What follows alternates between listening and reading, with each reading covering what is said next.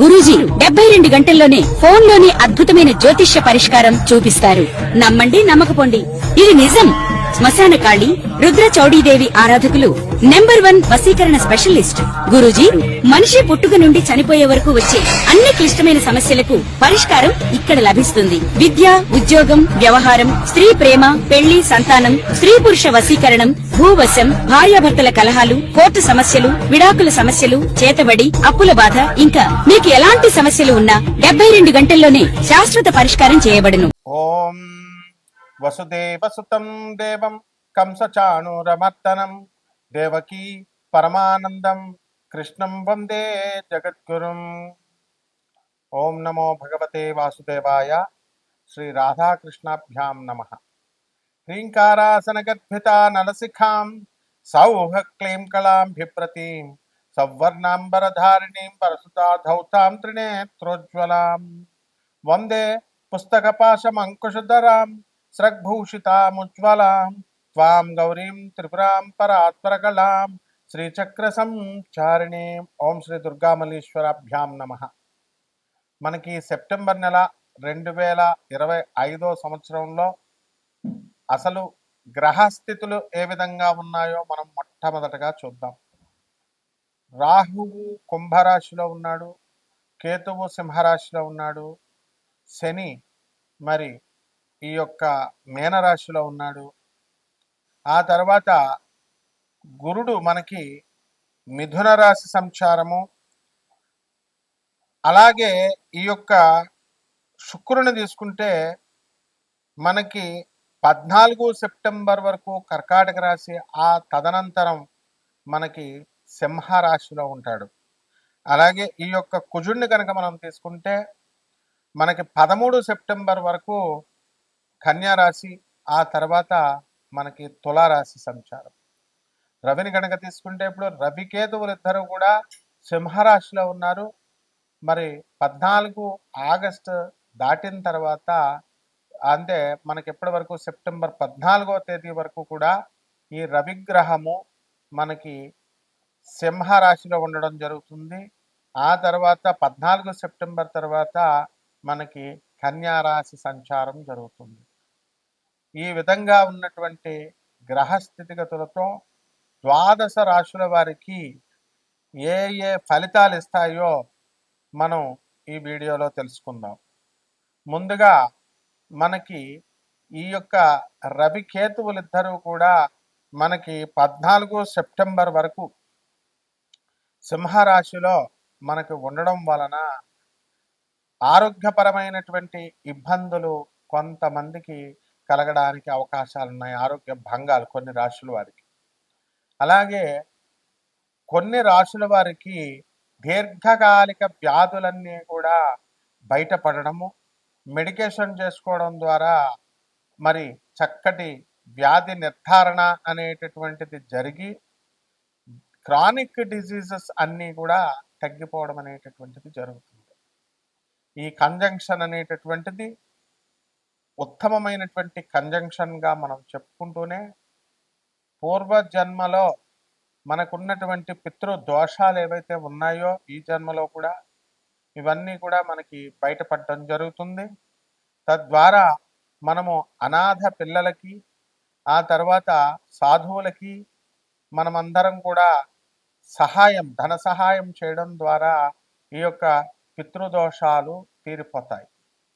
అలాగే ఈ యొక్క జగద్గురువు అయినటువంటి ఆనందమూర్తి ఆ శంభాల గ్రామానికి ఆయన ఫస్ట్ ల్యాండ్స్కేప్గా పుందాగ్ అనేటటువంటి ప్లేస్ని, మరి అలాగే ఇది లాస్ట్ ల్యాండ్స్కేప్ శంభాల నగరం కలియుగాంతం అయిన తర్వాత దీన్ని చక్కగా NGRI national geological research institute కూడా కన్ఫర్మ్ చేయడం అనేటటువంటిది జరిగింది. కాబట్టి ఈ పితృదోషాలకి ఏకైక మార్గంగా పెద్దవాళ్ల సేవ, అనాథల సేవ, వికలాంగుల సేవ, అలాగే సాధు సత్పురుషుల యొక్క సేవ అనేటటువంటిది నిర్దేశించడం జరిగింది. ఇకపోతే మనకి బుధుడు కుజుడు ఇద్దరూ కలిసి కంజంక్షన్ అనేటటువంటిది కన్యా రాశిలో మనకి 13 సెప్టెంబర్ వరకు జరిగింది. దీనివలన చాలామంది రాశుల వారికి మోకాళ్ళ నొప్పులు, ఆ తర్వాత మోకాళ్ళల్లో గుంజు ఆర్థో ఎరిథ్రైటిస్ ప్రాబ్లంతో వీళ్ళందరూ కూడా ఉండడం జరుగుతుంది. కొన్ని రాశుల వారికి భయంకరంగా నడవలేకపోవడముగా అంతగా బాధించడం అనేటటువంటిది జరుగుతుంది. అంతేకాదు నరాలలో బ్లడ్ ఫ్లో తక్కువై మరి హార్ట్ ఫెయిల్యూర్సు, ఆ తర్వాత హార్ట్ అరెస్టులు ఇలాంటివి జరగడానికి కూడా అవకాశాలు కొన్ని రాష్ట్రాల వారికి ఉన్నాయి. దీనికి భయపడాల్సినటువంటి అవసరం లేదు. ఏకైక రెమెడీ ఏమిటంటే మనము మెడికేషన్ చేసుకుంటూనే మరి ఈ అనాథ పిల్లలు సాధు పురుషుల యొక్క వాళ్ళకి ధన సహాయాలు చేసినట్లయితే వాళ్ళ యొక్క జగద్గురువులైనటువంటి ప్రభాత్ రంజన్ సర్కార్ ఆనందమూర్తి గారి యొక్క ఆశీర్వాదం వలన తప్పకుండా మనం ఈ యొక్క సమస్యల్ని నుంచి మనం బయటపడతాం. అదేవిధంగా ఈ యొక్క శుక్ర కుజులు ఇద్దరు కూడా చాలా కాలంగా ఉన్నారు. ఆ శుక్రుడు ఇప్పుడు మనకి సింహరాశి ప్రవేశం 14వ సెప్టెంబర్ దాటిన తర్వాత స్త్రీల నుండి అనేకమైనటువంటి వ్యతిరేకతలు, ఆ తర్వాత స్త్రీల నుంచి అనేకమైనటువంటి సమస్యలు కొన్ని రాశుల వారికి రావడానికి అవకాశాలు ఉన్నాయి. కాబట్టి మనందరం కూడా ఇటువంటి విషయాలకి భయపడకుండా ఆధ్యాత్మిక సాధన చేయాలి. జగద్గురువుల యొక్క సాధన అనేటటువంటిది, ఆయన యొక్క ఆశీర్వాదం అనేటటువంటిది చాలా అవసరం. జగద్గురువులైనటువంటి ఆదిశంకరాచార్యుల వారి ఆశీర్వాదం చాలా అవసరం. మన వ్యక్తిగతమైనటువంటి సమస్యలు చాలా ఉన్నాయి. ఇక్కడ రాశి ఫలాలు చెప్తున్నప్పుడు ప్రతి ఒక్కళ్ళు కూడా ఎలా ఆలోచిస్తారంటే, మాకు ఇప్పుడు సపోజ్ మీకు ధన సహాయం జరుగుతుంది, ధన ఆదాయం బాగా పెరుగుతుంది అన్నాం అనుకోండి. కష్టపడితేనే కదా, మీరు అక్కడ ఉద్యోగాలు చేస్తేనే కదా ఇక్కడ వచ్చేది. మరి అలా కాకుండా కష్టపడకుండా మనకు ఊరికనే మీరు రాశిలో చెప్పారండి, అందుకని మనకి ధన సహాయం మాకు వృద్ధిలోకి వస్తారన్నారు, రాలేదండి అని అనకూడదన్నమాట. దీని ద్వారా మనము మిమ్మల్ని జగద్గురువులైనటువంటి ఆనందమూర్తి గారు కనెక్ట్ చేయడం కోసమే మనము ఈ యొక్క రాశి ఫలాలు అనేటటువంటిది చెప్తున్నాం. 300 ఇండియాలో 300 ప్లేసుల్లో మనకి ఆనంద మార్గ ఆశ్రమాలు ఉన్నాయి. 180 దేశాల్లో ఉన్నాయి. ఐక్యరాజ్య సమితిలో సభ్యత్వం ఉంది. సిబిఐతో పోరాడి ఎవరైతే కుట్రపూరితంగా ఆర్జీ శ్రీవత్సవ అనేటటువంటి ఐజీ స్థాయిలో ఉన్నటువంటి ఈ యొక్క ఐజీ గారు ఆయన బాబాని ఆనంద్ మార్గ ఆశ్రమాన్ని ఇబ్బంది పెడితే లెప్రసీ వ్యాధి వచ్చి అతని తర్వాత ఆయన పశ్చాత్తాపడి బాబా కాళ్ళ మీద పడి బాబా యొక్క కరుణతో ఆయన కుష్ఠవ్యాధిని నివారణ చేస్తే ఇప్పుడు ఆనంద్ నగర్లో వాళ్ళ బంధువులంతా కూడా వాళ్ళు ఇప్పుడు యొక్క పుందాక్లో ఆనంద్ నగర్ అంటాం మనం, అక్కడ సాధన చేసుకుంటూ బాబా భక్తుడిగా ఉన్నాడు. ఇది సిబిఐ అధికారులందరికీ తెలుసు. ఇంకా ఆ కాన్స్పిరసీలో ఎమర్జెన్సీ టైంలో బాబాని ఇబ్బంది పెట్టినటువంటి ప్రతి ఒక్క ఐపీఎస్ స్థాయి అధికారులంతా కూడా సిబిఐలో బీహార్ గవర్నమెంట్ అండ్ ముఖ్యంగా వెస్ట్ బెంగాల్ ప్రభుత్వం వాళ్ళంతా కూడా మరి ఆ పోలీస్ డిపార్ట్మెంట్ అంతా కూడా ఈ రోజున బాబాకి పశ్చాత్తాపంతో బాబా మేము మీకు అన్యాయం చేస్తాం, మీ మిషన్ని పై ఫోర్స్ నుంచి కాన్స్పిరసీ అంతా కూడా జరిగింది అని సర్వేశ్వరానంద జనరల్ సెక్రటరీగా ఉన్నటువంటి కాలంలో ఇప్పుడు ఆ సర్వేశ్వరానంద గారికి వాళ్ళంతా కూడా బుక్ రిలీజ్ చేయడం జరిగింది. అందరికీ ప్రపంచం అంతా విదితం అనమాట. కాబట్టి మీ వ్యక్తిగత సమస్యలు అనేటటువంటివి గురువు గారి యొక్క అనుగ్రహంతో రావాలి.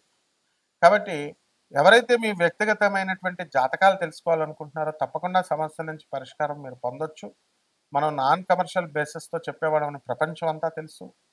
కాబట్టి మీరు ఇక్కడ ఉద్దేశం ఏంటంటే, నేను ఒక ప్రొఫెసర్ని అయ్యుండి ఒక అధర్వణ మీద పండితుడిని అయ్యుండి కూడా మరి అష్టాదశ శక్తిపీఠాలకి 12 జ్యోతిర్లింగాలకి ఆన్ డ్యూటీ మరి వేద పండితులు అందరితో కూడా వెళ్తాం, వెళ్ళి అమ్మవారి కళా పోషణలు ఇవన్నీ కూడా చేసి వస్తాం స్వామివారికి. మరి అటువంటిప్పుడు మీరంతా కూడా మీకు వ్యక్తిగత జాతకాలు తెలుసుకోవడానికి గురువు యొక్క స్థాయి చాలా అవసరము. మీరు ములపూడి సత్యనారాయణమూర్తి అని కొడితే యూట్యూబ్లో నా వీడియోస్ అన్నీ వస్తాయి. కేవలం ఒక్క వీడియో చూసినంత మాత్రాన ఒక గురువు యొక్క ఇది మనకు అర్థం కాదు. కాబట్టి మీరందరూ వ్యక్తిగత జాతకాలు కావాలని కోరుకునేటటువంటి వాళ్ళు మా యుఎస్ఏ నెంబర్ తర్వాత ఇండియా నెంబర్ అంతా కూడా స్క్రీన్ మీద పెట్టడం జరిగింది. అటువంటి వారికి నిజంగా అవసరం ఉన్నటువంటి వాళ్ళు మాత్రం మమ్మల్ని సంప్రదించవచ్చు. తప్పకుండా మేము సేవ చేయడానికి మేము రెడీ అనమాట.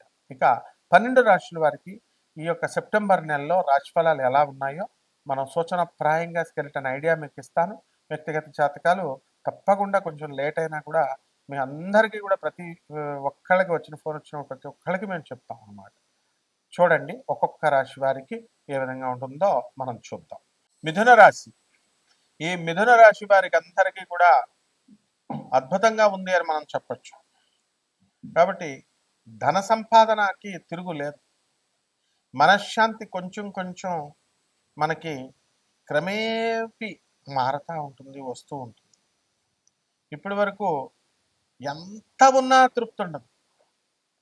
మనకి ఈ తృప్తి అనేటటువంటిది మనకి 20 ఆగస్టు నుంచి కొంచెం తక్కువైపోయి ఎప్పటి వరకు అంటే 14 సెప్టెంబర్కు 14 సెప్టెంబర్ నుంచి మన యొక్క శుక్రుడి యొక్క స్థితిగతులను బట్టి మీ అత్తగారులకి లేదా ఆడబడుచులకి మమ్మల్ని వేధిస్తున్నారండి అని బాధపడుతున్నటువంటి వాళ్ళందరూ కూడా మీ యొక్క డిసిప్లిన్ చూసి వాళ్ళు హడిలిపోయి వాళ్ళు కంట్రోల్లోకి వచ్చేస్తారు. కాకపోతే కొంత మానసిక అశాంతి అనేటటువంటిది ఉండి ఏంటి మేము ఎంత వండిపెట్టి ఎంత చేస్తున్నా సరే మమ్మల్ని అర్థం చేసుకోవట్లేదు అని మీరంతా కూడా బాధపడుతూ ఉంటారు.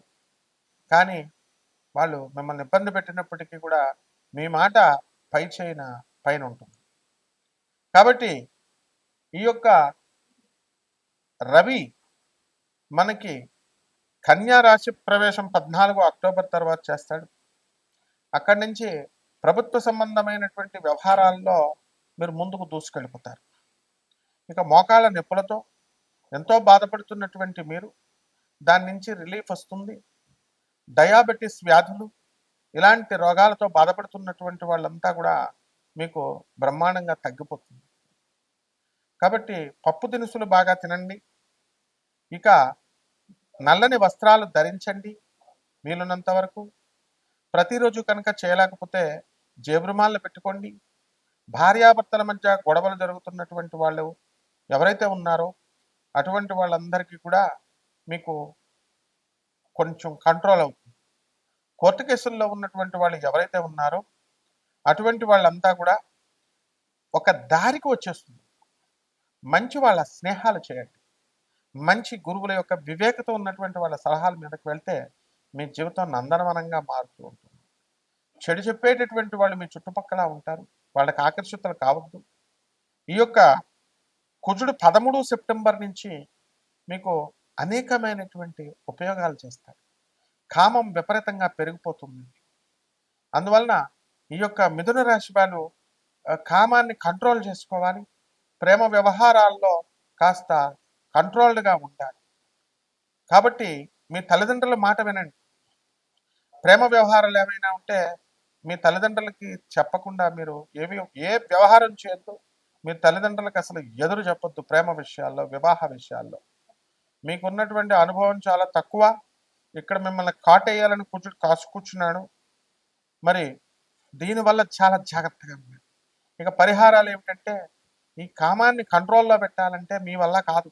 కామ తురాణ లజ్జ నభయం. తల్లిదండ్రులు చెప్తారు వద్దురా బాగా చదువుకో, కలెక్టర్ ఎవరా, ప్రేమ వద్దు.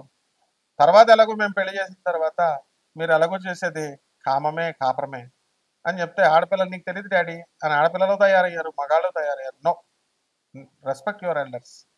కాబట్టి ఈ కుజుడిని కొట్టేద్దాం మనం. కొంచెం జపం చేయండి, కొంచెం స్తోత్రాలు చదవండి. కుజుడికి కిలోంపావు కందుల్ని ఎర్రని వస్త్రాలనిచ్చి పేద బ్రాహ్మణులకి ఈ యొక్క మంగళవారం నాడు ఉదయం 9 గంటలకి దానం చేసుకోండి. అలాగే బగళాముఖి అమ్మవారి యొక్క సాధన చేయండి, మంత్ర సాధన చేయండి, పూజలు చేయండి. అండ్ పిసినార్థనాలుగా డబ్బులు దాచుకోవద్దు. పేదలకి, అనాథలకి, సాధువులకు ఖర్చు పెట్టండి. అలా కనుక బీరువాల్లో పెట్టి దాచుకుంటే మీ డబ్బంతా దొంగల పాలవుతుంది, రాజుల పాలవుతుంది. తర్వాత మీ ఇష్టం. శుభమస్తు.